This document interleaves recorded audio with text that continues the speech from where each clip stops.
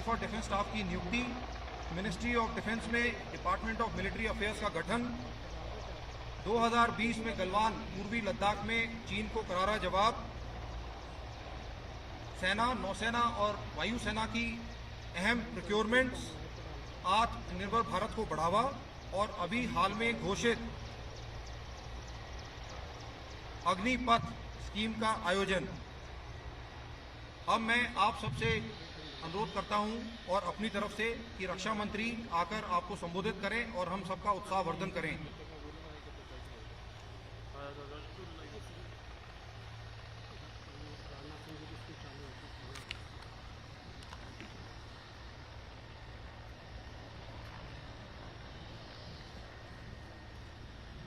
Army chief of staff general Manoj ji Pande, commander northern command lieutenant general Bhupendra Dwivedi, lieutenant general Amardeep Singh Aujla, GOC 15 corps और major general Shantpuria, और यहाँ पर सेना के सारे वरिष्ठ अधिकारी, सीनियर डिस्ट्रिक्ट ऑफिशियल्स और हमारे सेना के बहादुर जवान, बॉर्डर सिक्योरिटी फोर्स के बहादुर जवान, CRPF के बहादुर जवान और हमारी जम्मू कश्मीर पुलिस के मेरे बहादुर जवान। जब कभी भी मैं किसी दौरे पर किसी भी सीमा पर जाता हूं, स्वाभाविक रूप से हमारी यह इच्छा रहती है कि वहां पर तैनात अपने सीमा के जो हमारे जवान हैं, हमारे सेना के जवान हैं, उनसे मैं मिलूं और उनके साथ मैं इंटरैक्ट करूं, बातचीत करूं। भारत का गृह मंत्री रहते हुए भी जब भी बॉर्डर सिक्योरिटी फोर्स अथवा CRPF के जवानों के बीच भी मैं जाता था, ITBP के जवानों के बीच जाता था, उस समय भी प्रायः मैं उनके साथ सीधा संवाद करता था। दिन रात देश की सुरक्षा में लगे हमारे प्रहरियों से मिलकर सचमुच मुझे बेहद सुकून होता है, अच्छी अनुभूति होती है। जब भी मैं आप सबसे मिलता हूं, स्वयं को मैं बहुत ही एनर्जेटिक महसूस करता हूं। और सबसे ज्यादा यदि कोई चीज मुझे प्रभावित करती है, गाड़ी में बैठे हुए मेजर जनरल चांदपुरिया से मैं चर्चा कर रहा था आपके अनुशासन की। जब मैं आपका अनुशासन देखता हूं तो मैं इस नतीजे पर पहुंचता हूं कि सचमुच यह अनुशासन ही आपके जीवन का संस्कार है, अनुशासन ही आपके जीवन की संस्कृति है, अनुशासन ही आपका कर्म है और अनुशासन ही आपका धर्म है। मैं इस नतीजे पर पहुंचता हूं और आप जैसे लोगों से मिलकर सचमुच मैं अपने को बहुत ही गौरवान्वित महसूस करता हूं। और स्वतंत्रता प्राप्त के बाद से मैं जानता हूं कि यह क्षेत्र कितना संवेदनशील है। हमारा पड़ोसी किस प्रकार की समय समय पर नापाक हरकतें करता रहता है, यह बताने की जरूरत नहीं है। आए दिन कुछ न कुछ दुर्घटनाएं होती रहती हैं। आतंकवादी वारदातें भी पहले बड़ी संख्या में होती थी, लेकिन अब वह नाम मात्र रह गई है। उसका श्रेय भी यदि किसी को जाता है तो हमारे सेना के जवानों को जाता है, हमारे CRPF बॉर्डर सिक्योरिटी फोर्स के जवानों को और जम्मू कश्मीर पुलिस के जवानों को जाता है।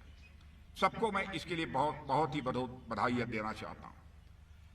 पाकिस्तान बराबर bleed India with thousands of cuts के साथ हर समय यह कोशिश करता है कि भारत सदैव परेशान रहे, लेकिन आप सब इस देश की ऐसी फेंसिंग वायर हैं कि जिसके कट का प्रयास करने वाले खुद ही ब्रीडिंग के शिकार हो जाते हैं और आपकी मुस्तैदी से उसके अपने कट के प्रयास का खुद ही खामियाजा हमारे पड़ोसी को भुगतना पड़ता है। मैं दोस्तों बतलाना चाहता हूं कि आपके ऊपर देश को पूरा भरोसा है कि आप सब किसी स्तर पर भी और किसी भी स्थिति का सामना करने के लिए सदैव तैयार हैं, ऐसा देश यह मानकर चलता है। भारत दुनिया का अकेला देश है जिस देश की धरती से यहाँ के संत महात्माओं ने भारत की सीमा में रहने वाले लोगों को ही अपने परिवार का सदस्य नहीं माना है, बल्कि पूरे विश्व की धरा पर रहने वाले लोगों को अपने परिवार का सदस्य मानते हुए वसुधैव कुटुंबकम, the whole world is a family, यह मैसेज सारी दुनिया को किसी देश की धरती से गया है तो केवल और केवल हमारे और आपके देश की धरती या भारत से गया है। स्वदेशो लोकत्रयम, यह हमारे देश के ऋषि और मनीषियों ने कहा है। यानी केवल धरती ही नहीं बल्कि तीनों लोग हमारे परिवार हैं। इतना बड़ा मन इन भारतवासियों का है। हमारा चरित्र रहा है, हमने न तो किसी के स्वाभिमान पर कभी चोट पहुंचाने की कोशिश की है और न तो दुनिया के किसी देश की 1 इंच जमीन पर हमने कभी कब्जा करने की कोशिश की है। और मैं जानता हूं भले ही यह सब हमने न किया, लेकिन देश की सीमाओं की सुरक्षा जिस दिलेरी के साथ आपने सबने की है उसकी जितने भी सराहना की जाए वह कम है। मैं कभी विचार करता हूं कि वो कौन सी भावना है जो आपको अपना सर्वस्व न्यौछावर करके अपनी जिंदगी भी देकर देश की सीमाओं की रक्षा करने के लिए प्रेरित करती है। तो मैं तो इसी नतीजे पर पहुंचता हूं, मनुष्य के हृदय की सबसे बलवती भावना, सबसे स्ट्रांग फीलिंग यदि कोई होती है तो राष्ट्रीय स्वाभिमान की भावना होती है। यही राष्ट्रीय स्वाभिमान की भावना रही है चंद्रशेखर आजाद, सरदार भगत सिंह, खुदीराम बोस, अशफाक उल्लाह खां ने भारत माता के पैरों में पड़ी दास्ता की बेड़ियों को काटने के लिए हंसते हंसते फांसी को, फंदे को चूम लिया, तब जाकर यह भारत आजाद हुआ है। अशफाक उल्लाह खां 21 साल की जवानी थी, मां कहती थी बेटा शादी कर ले, मां की बातों को टाल जाता था। लेकिन अंग्रेजों की हत्या करने के मामले में जब फांसी की सजा हुई, फांसी के तख्त पर ले आया गया, मजिस्ट्रेट ने पूछा, बोलो अशफाक उल्लाह, तुम्हारी अंतिम मुराद क्या है? जो भी तुम्हारी अंतिम मुराद होगी यह संदेश तुम्हारी मां तक पहुंचा दिया जाएगा।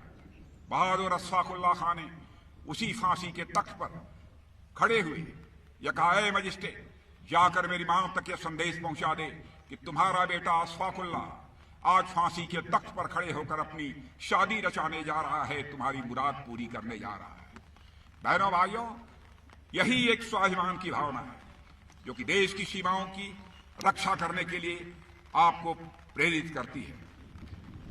आपको मैं जानता हूं केवल एक ही बात की चिंता रहती है, चाहे जो कुछ भी हो जाए, हमारा तिरंगा इस हिंदुस्तान की धरती पर शान से फहरना चाहिए। यही आपके जिंदगी की एक मुराद है।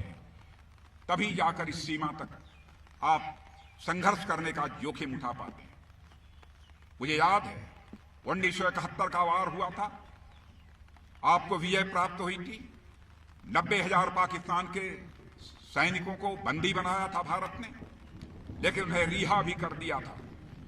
और जब कुछ प्रिजनर्स, कुछ बंदी पाकिस्तान के यहां रह गए थे, साथ बैठकर हमारे यहां सेना के जवानों को और अधिकारियों को भोजन करते हुए उन्होंने देखा, तो उन्होंने कहा कि पाकिस्तान में हमने कभी ऐसा नहीं देखा है, अधिकारी और जवान दोनों साथ बैठकर यहां पर भोजन करते हों। यह देखा है तो केवल भारत में ही यह देखा है।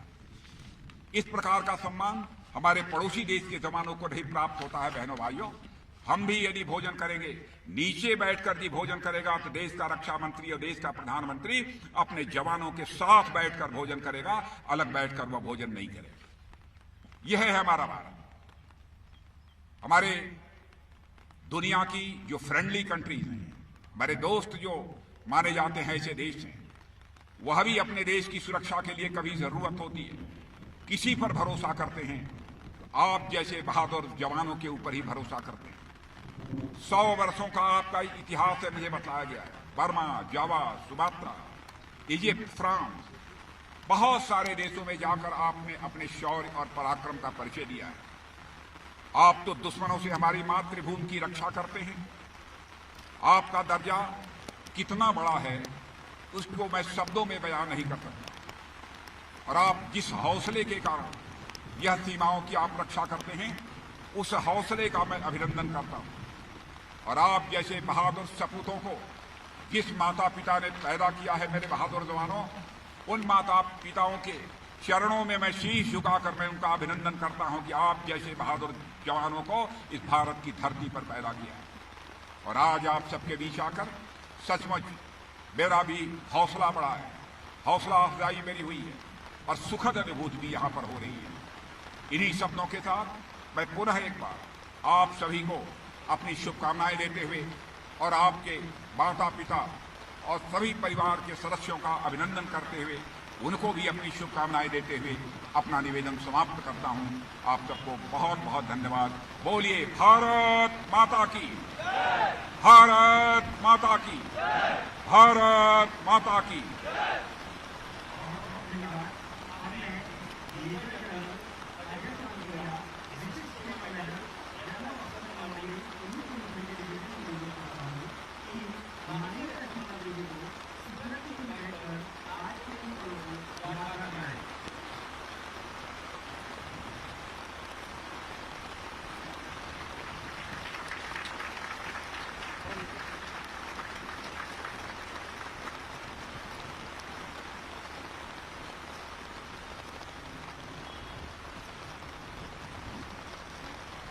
अब मैं आपसे अनुरोध करता हूँ